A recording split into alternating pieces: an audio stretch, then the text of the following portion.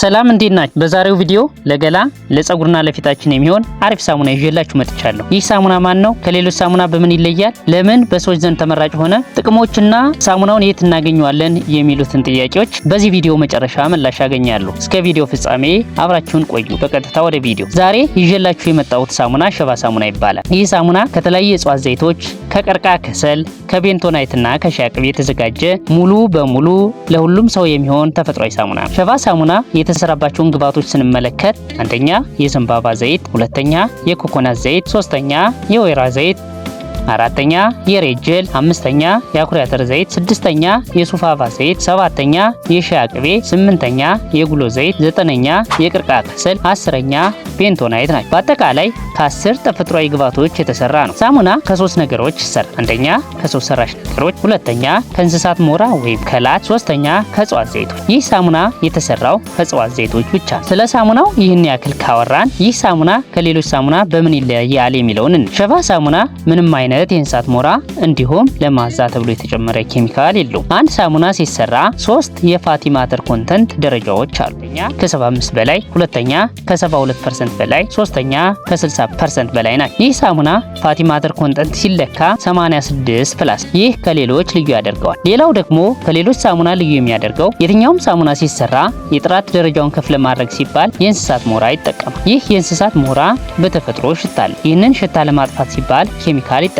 ነገር ግን ሸባ ሳሙና የእንስሳት ሞራ የለውም። ምክንያቱም የእንስሳት ሞራን የተካው በሻይ ቅቤ ስለሆነ ከእንስሳት ሞራ ነፃ ናቸው። ሁለተኛ ለማድረቅ ሲባል ኬሚካል ይጠቀማሉ። እንግዲህ ሌሎች ሳሙናዎች ሲሰሩ ለማድረቅ ኬሚካል ይጠቀማሉ። ነገር ግን ሸባ ሳሙና የሚደርቀው በፀሐይና በንፋስ ስለሆነ ምንም አይነት ኬሚካል አይጠቀም። ሶስተኛ ግሎ ዘመን ለማራዘም ሲባል ኬሚካል ይጠቀማሉ። እንግዲህ ሌሎች ሳሙና ሲሰሩ ለረጅም ጊዜ እንዲቆዩ ሲባል ኬሚካል ይጠቀማሉ።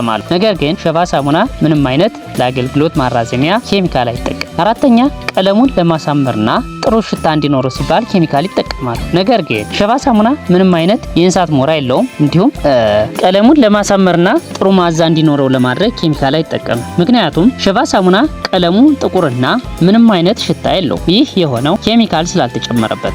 ሌሎች ሳሙና ሲሰሩ ቀይ፣ ጥቁር፣ ነጭ የተለያየ ቀለም እንዲኖራቸውና እንዲሁም ደግሞ ማዛቸው በጣም አሪፍ እንዲሆን ሲባል ኬሚካል ይጨመርባቸዋል። ነገር ግን ሸባ ሳሙና ቀለሙ ጥቁር ነው፣ እንዲሁም ደግሞ ምንም አይነት ሽታ የለውም። ይህ የሆነው ኬሚካል ስለሌለው ነው። ይህ ሳሙና በሰዎች ዘንድ ተመራጭ የሆነበትን ምክንያት ምንም አይነት አዳፕቴሽን የለውም። ያ ማለት ከቆዳችን ጋር አይላመድም ማለት ነው። ለምሳሌ ዛሬ ተጠቅመን የሆነ ጊዜ ብንተወው ከቆዳችን ጋር አዳፕቴሽን ስለሌለው ምንም አይነት ጉዳት አያመጣም ማለት ነው። ሌላው በጣም ኳሊቲ ነው። ይህ ሳሙና ከሌሎች ሳሙና ምንድነው በፋቲ ማተር ኮንተንቱ ሲለካ ምንድነው 86%። ሌሎች እንግዲህ ከዚህ በታች ናቸው ማለት ነው። ያው የሌሎችን ሳሙና ማወዳደር አስፈላጊ ስላልሆነ ነው እንጂ ፋቲ ማተር ኮንተንታቸውን ማሳየት ይቻላል። ስለዚህ ይህ ሳሙና በጣም ኳሊቲ ነው። የሰውነታችን ቆዳ ለስላሳና ወዛም ያደርገዋል። ምክንያቱም በውስጡ ያለው ሻይ በተር ጥቅሙ ቆዳ ማለስለስ ነው። እንግዲህ ጥቅሞችን ስናይ አንደኛ መርዛማ ንጥረ ነገሮችና አላስፈላጊ የሰውነት ሽታ ከሰውነታችን ያስወግዳል። ሸባ ሳሙና የተሰራበት የቀርከሃ ከሰል ቶክሲክ ሪሙቭ ማድረግ ይችላል። ሳሙና